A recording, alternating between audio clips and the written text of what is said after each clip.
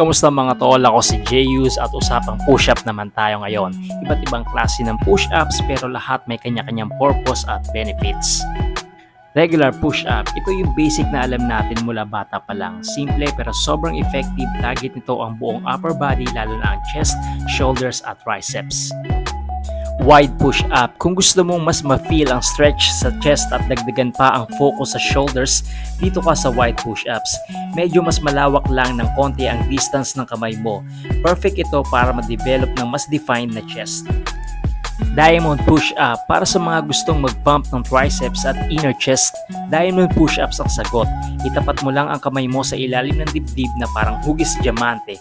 Medyo challenging to pero sulit kasi target na target ang triceps. Pike push-up, ito naman ang best kung gusto mong palakasin ang shoulders mo habang nag-i-engage pa rin ang core. Medyo kakaiba ang forma kasi aangat ang balakang mo na parang inverted V. Minsan tinatawag din na parang half handstand. Wall-assisted handstand push-up. Ito na ang pangmalakasan. Kung kaya mo to, solid na ang lakas mo sa upper body. Ang handstand push-up ay para sa advanced na gusto talagang subukan ng strength at stability ng shoulders, arms at core.